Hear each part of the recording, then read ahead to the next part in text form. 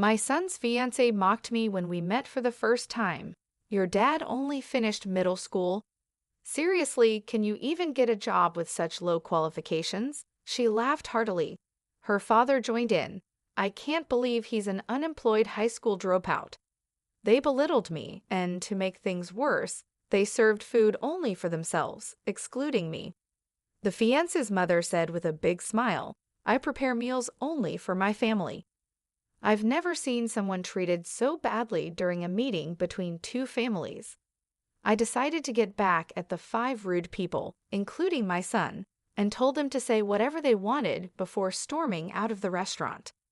My name is Eric Roberts. I just turned 59 this year, and I have a 24-year-old son named Larry.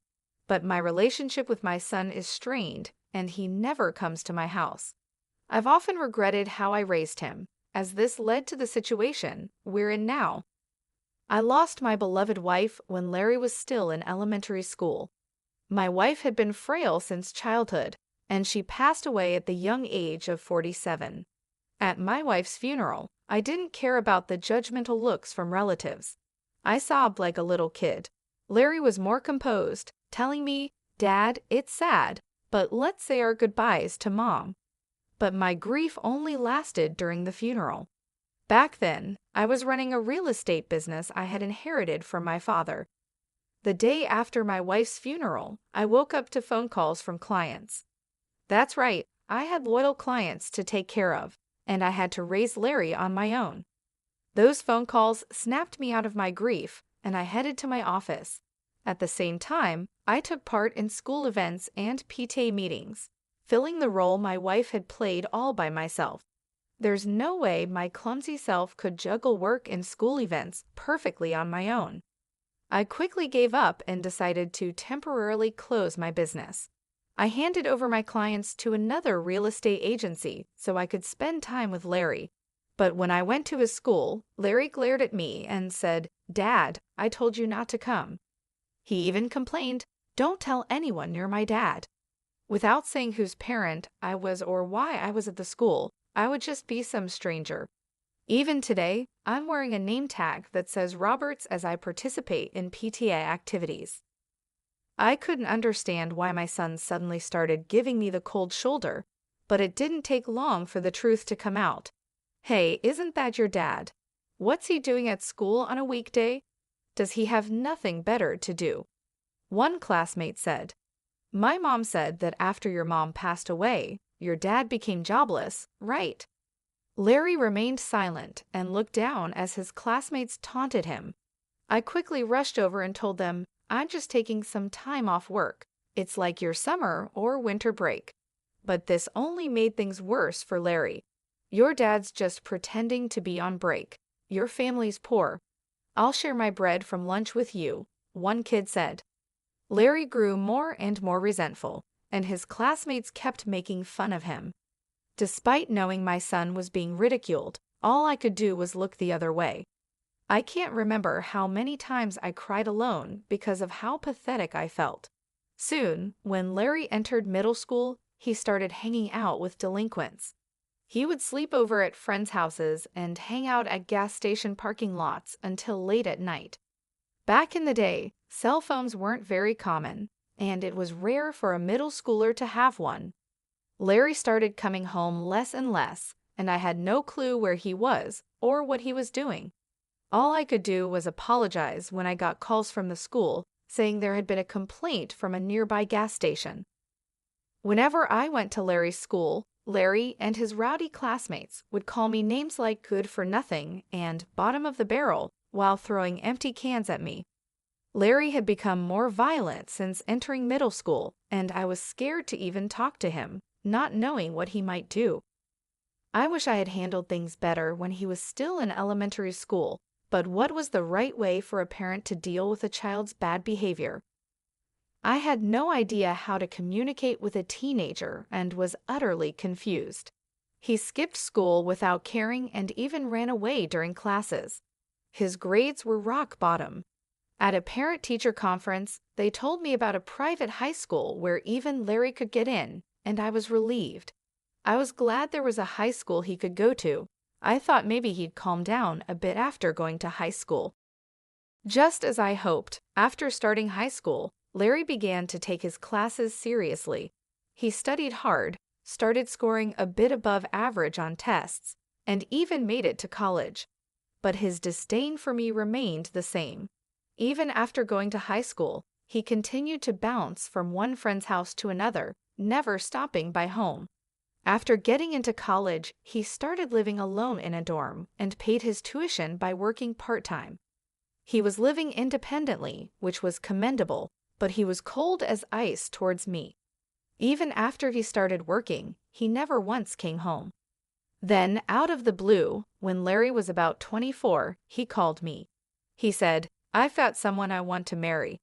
Then he goes, "Next Sunday at 3 p.m., we're meeting up at a fancy restaurant, so be there," and lets me know the plans he made without even asking about my availability.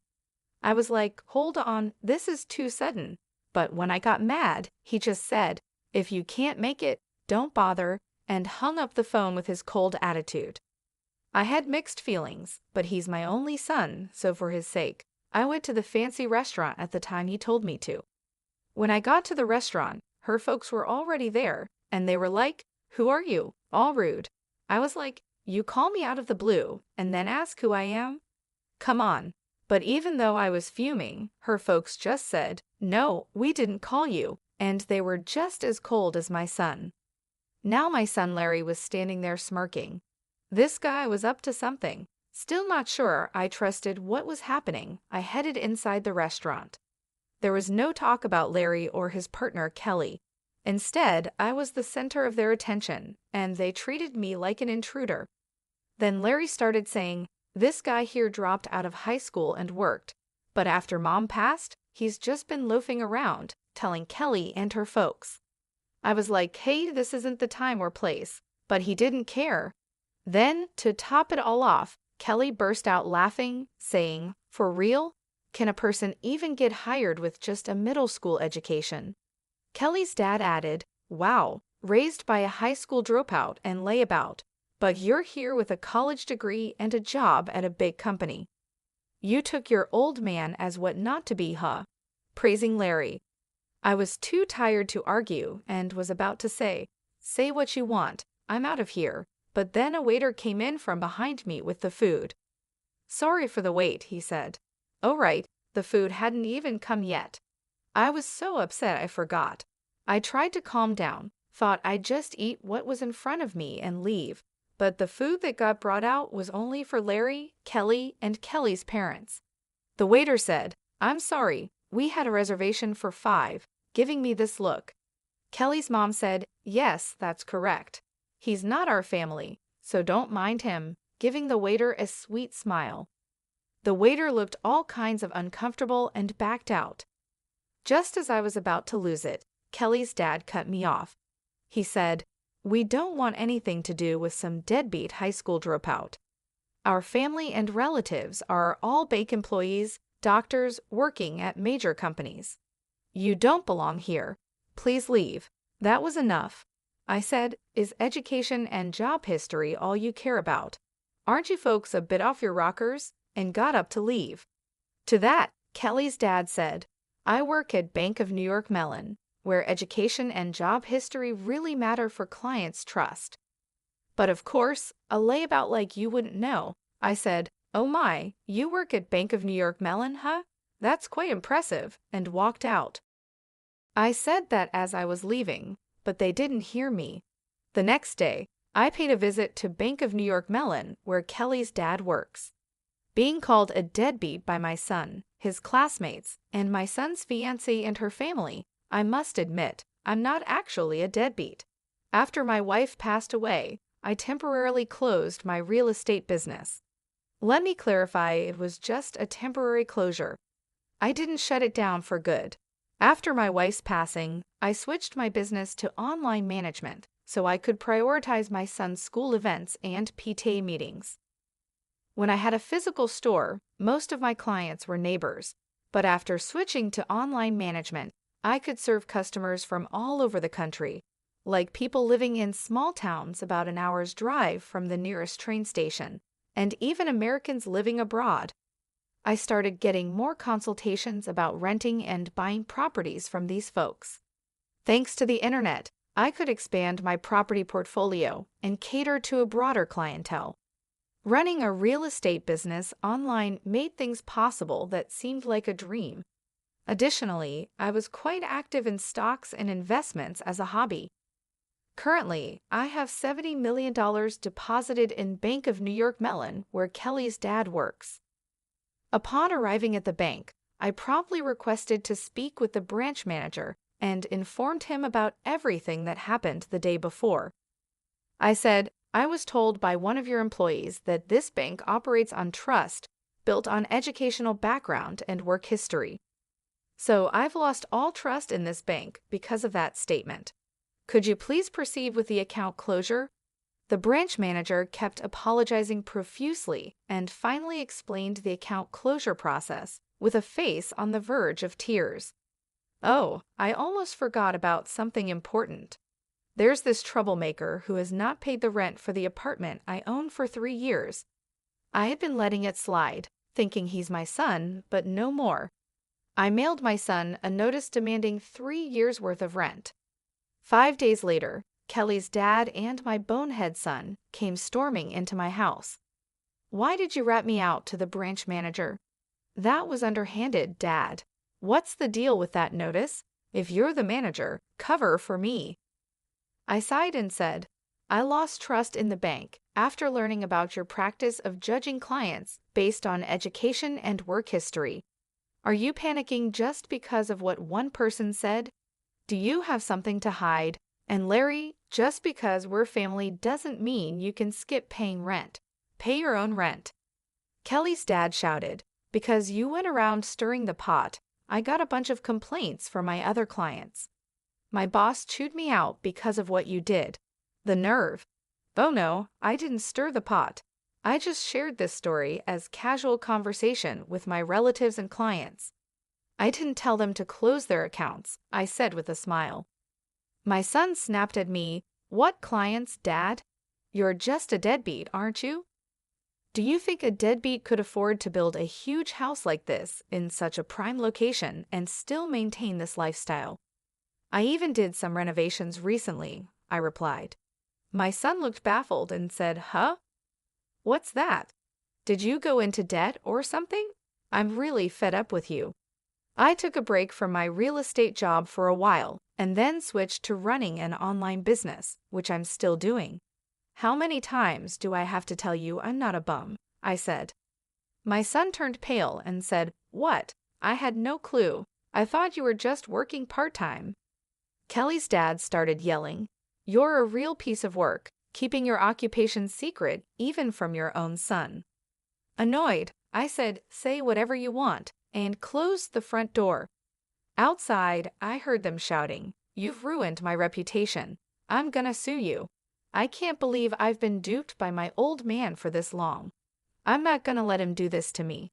They were making a ruckus, but after about 5 minutes of shouting, they seemed to get exhausted and it got quiet. Once they realized that shouting was meaningless, I figured they wouldn't bother coming around here again. I let out a sigh of relief and went to make myself a cup of coffee. Just then, I heard my son's voice outside again. You big fat liar. What are you still doing here? I said as I looked out the window to see Kelly's dad and my son spray painting my front door. You've got to be kidding me. What are they up to now? Just as I was about to go outside and give them a piece of my mind, I heard a police siren getting closer. Could it be that someone in the neighborhood called the cops? My hunch was right. When I went outside, the 3 of them were being detained by the police, who had shown up because of a neighbor's complaint. There he is, that big fat liar. I lost all my credibility at work because of him, they shouted. The police calmly loaded them into the patrol car, saying, all right, we'll take it from here. Then one of the officers, who seemed to have just noticed me, approached with a strangely cheerful expression. Sir, would you please come with us to give your statement? Why me? I thought, but I guess I'm the victim here. I'm gonna spill the beans on all their shenanigans. When we got to the police station, I showed the cops a video from my phone. It was footage from the security camera I installed at my front door. The camera had recorded all the yelling and antics. "What a great piece of evidence," the officer exclaimed with a sparkle in his eye, and my questioning was over in a jiffy. My son and Kelly's dad were given a stern warning by the police and had to sign a restraining order to keep their distance from me. It turns out the whole neighborhood had witnessed their crazy behavior. One of my son's coworkers who lives nearby had been blabbering about it at the office. "Hey, you won't believe it, but Larry was caught spray painting his own father's house and got hauled off by the cops." I was so shocked I recorded the whole thing. My son became the talk of the town at his workplace and with clients, and his boss ended up demoting him. I went to report the incident to Bank of New York Mellon again, where Kelly's dad worked.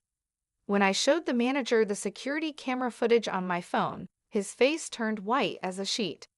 I heard that Kelly's dad finally got fired, and naturally, she called off the engagement with Larry. Larry and Kelly's family both fled far away to a rural area. Apparently, Kelly's parents even came to work part-time at the gas station in the sticks run by my brother. They were no good and couldn't get the hang of stocking shelves, no matter how many times they tried. I showed them and had to give them the boot right away. Word spread quickly, and nearby gas stations and farmers did the same. According to my brother, Kelly's parents can't seem to land a steady job and are bouncing from one gig to another at gas stations and farms. Furthermore, I heard that Kelly showered her boyfriends, including my son, with expensive gifts like watches, and she got into debt because of that. The little money her parents make from their part-time jobs apparently goes straight into paying off Kelly's debts. It's a mystery how they're making ends meet. It's been 6 years since then, and my son is now 30. It seems like he's changed for the better after being treated with kindness from folks in the small town he moved to. He came to me a couple of times and apologized sincerely. He said, "I was naive and immature. I didn't even try to understand your job and just labeled you as a good-for-nothing. I can't apologize enough for how much I regret it." Seeing the change in my son's attitude, I decided to let him move in with me. Now he's working at a company near my place, and little by little, he's helping me out with my work too. But don't get me wrong, he's still inexperienced, and I don't trust him completely. I'm hesitant to hand over all my work to him, but I'm going to observe his behavior and attitude towards work and make decisions accordingly. If he proves he's really turned his life around, I might consider handing over the reins of my business. But if I told him that, he might get too excited and say, "For real?" I'll hand in my 1 week's notice tomorrow and do something impulsive. I'm living with my son, holding on to the hope that one day I'll feel confident enough to trust him with everything. After the incident with the police, the news about Larry and Kelly's dad spread quickly. The neighborhood couldn't stop talking about it. One of Larry's coworkers, who lives nearby, blabbered about it at the office, saying, "Hey, you won't believe it, but Larry was caught spray painting his own father's house and got hauled off by the cops." I was so shocked I recorded the whole thing. Because of this, my son became the talk of the town at his workplace, and his boss ended up demoting him. I went to report the incident to Bank of New York Mellon again, where Kelly's dad worked. When I showed the manager the security camera footage on my phone, his face turned white as a sheet. He was speechless. I heard that Kelly's dad finally got fired, and naturally, she called off the engagement with Larry. Larry and Kelly's family both fled far away to a rural area. Apparently, Kelly's parents even came to work part-time at a gas station run by my brother. They were no good and couldn't get the hang of stocking shelves, no matter how many times they tried. My brother said they were a complete disaster, always messing up and causing trouble. Despite all this, my focus remained on my son. It's been a long road, but I believe he's starting to understand the importance of hard work and responsibility. He's apologized for his past behavior and seems genuinely remorseful. I've told him that actions speak louder than words, and I'm watching to see if his actions match his apologies. Living with him again has been challenging, but it's also been a chance for us to rebuild our relationship. I see glimpses of the man he could become, and it gives me hope. I haven't decided yet whether I'll hand over my business to him, but I'm giving him a chance to prove himself. If he shows he can be responsible and trustworthy, then maybe, just maybe, I'll consider it. But for now, I'm taking it 2 days at a time, hoping for the best and preparing for the worst.